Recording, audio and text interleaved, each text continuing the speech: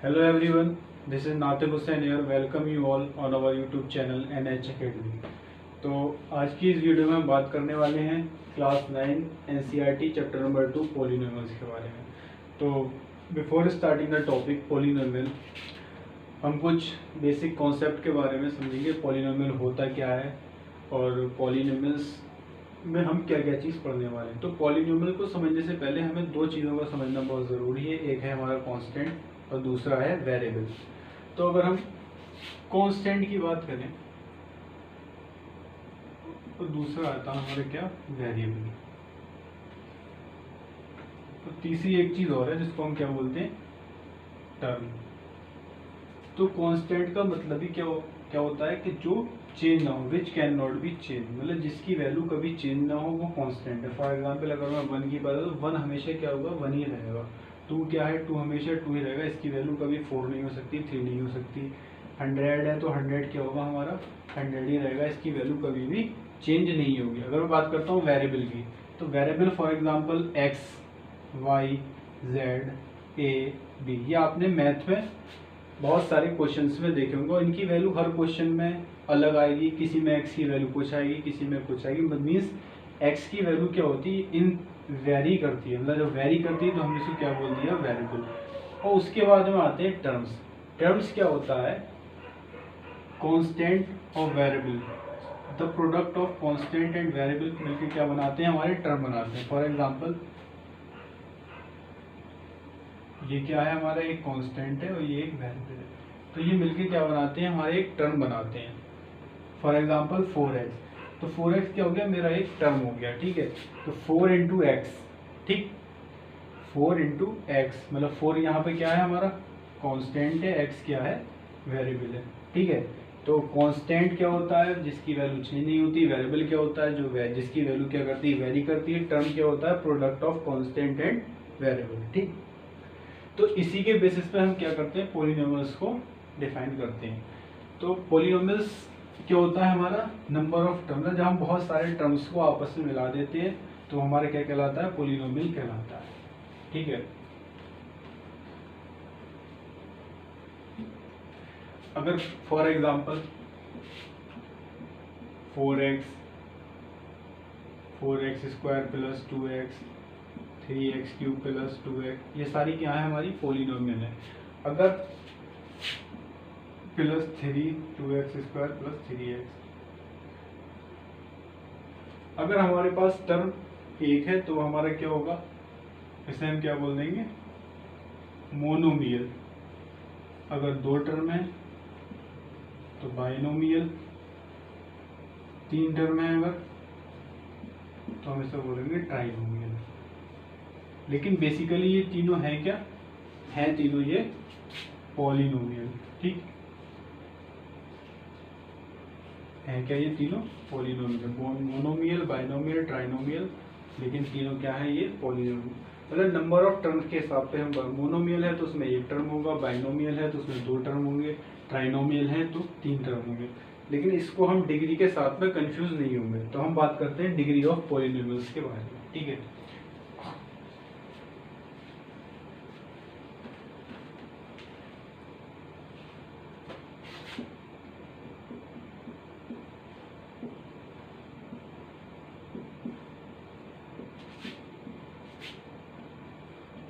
अगर हम बात करते हैं डिग्री ऑफ पॉलिनोमियल के बारे में, डिग्री क्या होती है, तो डिग्री को समझने से पहले हम वेरिएबल और कोफिशिएंट को और समझते हैं। कोफिशिएंट क्या होता है, फॉर एग्जांपल मेरे पास कोई पॉलिनोमियल है 4x square plus 2x plus, ठीक है,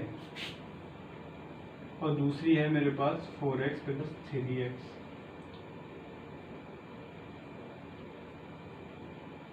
4x cube plus 3x square plus 2x plus 5, और एक मेरे पास है 2x। तीनों क्या है, पॉलिनोमियल्स हैं। ठीक है, तो डिग्री ऑफ द पॉलिनोमियल क्या होती है, डिग्री ऑफ द पॉलिनोमियल की बात करता हूं तो डिग्री ऑफ पॉलिनोमियल क्या होता है, highest power of the variable in polynomial.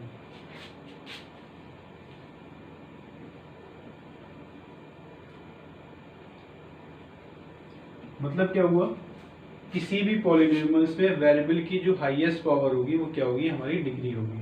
तो एक पॉलिनोमियल हमारे पास ये है, इसमें क्या है, वेरिएबल x है, लेकिन इस पूरे पॉलिनोमियल में क्या है, हाईएस्ट पावर क्या है इसकी, 1 है इसकी पावर, तो इसकी डिग्री क्या हो जाएगी, 1 हो जाएगी।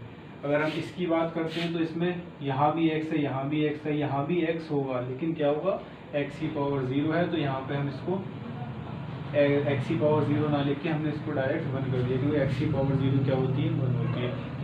किसी की पावर 0 1 होगी। तो इसमें हाईएस्ट पावर क्या है, 2 है, तो इसकी डिग्री कितनी होगी, 2 होगी। ठीक है, अगर मैं इसकी बात करता हूँ तो यहाँ भी x होगा, लेकिन क्या होगी, x की पावर 0 होगी। तो इसमें वेरिएबल क्या है, x है, और इसकी हाईएस्ट पावर क्या है हमारी, 3 है, तो इसकी डिग्री क्या होगी, 3 होगी। ठीक है, इसकी डिग्री क्या होगी, 3।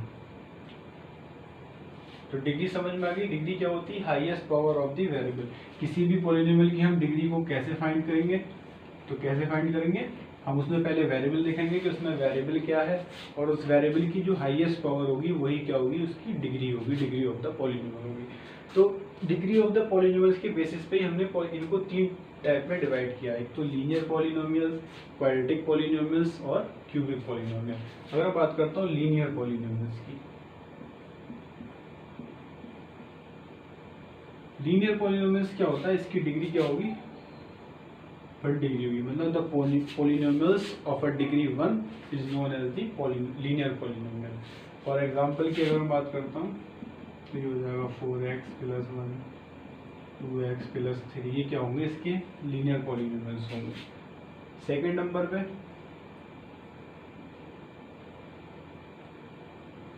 Quadratic polynomial. क्वाड्रेटिक पॉलिनोमियल्स क्या होता है, पॉलिनोमियल्स ऑफ डिग्री 2, मतलब जिसकी डिग्री 2 हो। ठीक है, वो क्या होगा, हमारा क्वाड्रेटिक पॉलिनोमियल्स होगा। फॉर एग्जांपल 4x² + 3x + 2 क्या हो गया, हमारा 2 डिग्री पॉलिनोमियल्स हो गया। 2x² + x + 1 ये हो गया इसके। हम बात करता हूँ थर्ड, क्यूबिक पॉलिनोमियल। तो क्यूबिक पॉलिनोमियल मतलब पॉलिनोमियल्स ऑफ अ डिग्री 3, मतलब जिस पॉलिनोमियल की डिग्री 3 होगी वो हमारा क्या होगा, क्यूबिक पॉलिनोमियल्स होगा। मतलब 4x³ + 3x² + 2x + 1 ये क्या है, हमारा क्यूबिक पॉलिनोमियल्स है। ठीक है, अगर हमारी डिग्री 1 है तो लीनियर पॉलिनोमियल्स, डिग्री 2 है तो क्वाड्रेटिक पॉलिनोमियल्स, और अगर हमारी डिग्री 3 है तो क्या होगा, क्यूबिक पॉलिनोमियल्स होगा। ठीक, तो ये थोड़ा सा इंट्रोडक्शन पार्ट हो गया हमारा पॉलिनोमियल्स का। पॉलिनोमियल्स क्या होते हैं, कांस्टेंट क्या होते हैं, वेरिएबल्स क्या होते हैं, डिग्री क्या होती है, कोफिशिएंट हाँ रहेंगे। कोफिशिएंट क्या होता है, फॉर एग्जांपल कोई भी पॉलिनोमियल्स है 4x² + 3x + 1, तो हमसे इसमें क्वेश्चंस हैं मिलेंगे आगे एक्सर में कि x का कोफिशिएंट बताइए या x² का कोफिशिएंट बताइए। बेसिकली कोफिशिएंट जो होता है वो क्या, कांस्टेंट ही होता है, वेरिएबल के साथ में लगा हुआ जो कांस्टेंट होता है वही एक तरीके का कोफिशिएंट होता है। तो कोफिशिएंट क्या है, coefficient is a variable which is present before the variable, मतलब जो वेरिएबल से पहले प्रेजेंट होता है वो क्या कहलाता है, हमारा कोफिशिएंट कहलाता है। ठीक, तो मेरे पास अब हम एक्सरसाइज 2.1 के बाद हम कुछ क्वेश्चन को यहाँ पे सॉल्व करेंगे। NCERT chapter number 2 exercise 2.1। तो पहला है which of the following expression are in the one variable और नॉट। तो इसमें हम बताना है क्या है,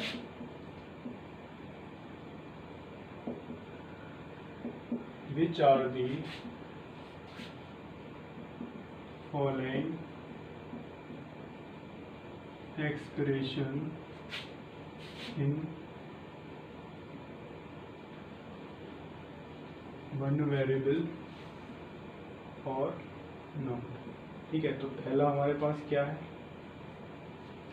4x² - 3x + 7। पहला क्या है, 4x² - 3x + 7। Second y² + √2। Third 3√t plus t√2, 3√t plus t√2। Fourth number पे y plus 2/y, and last one that is fifth, x to the power 10 minus 3x plus t to the power 15, x to the power 10 minus 3x plus t to the power 15।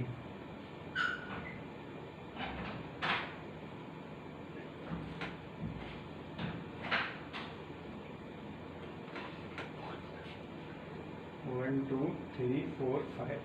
तो इसमें हमें क्या बताना, which are the following expression are in one variable और not.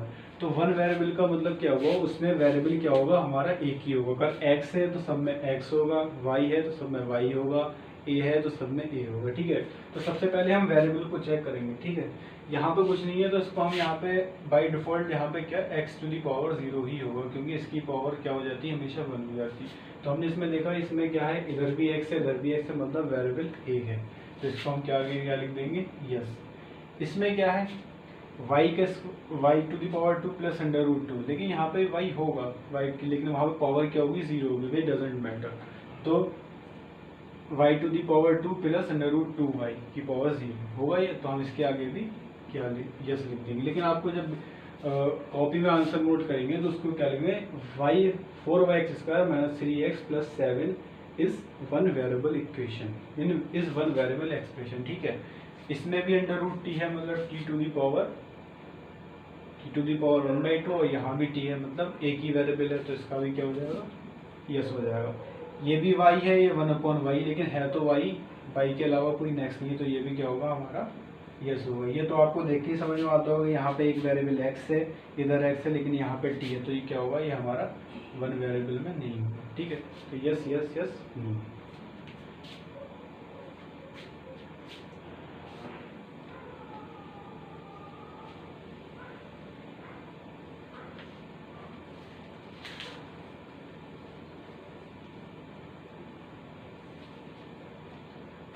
Second question है, right the coefficient of x square.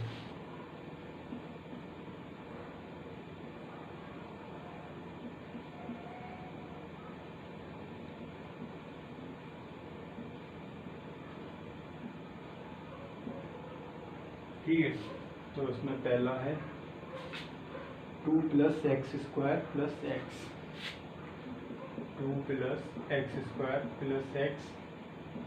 Second है 2 minus x square plus x cube, 2 minus x square plus x cube, π/2 x square plus x,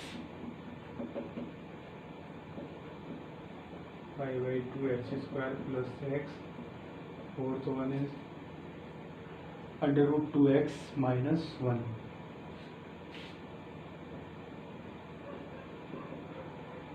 ठीक,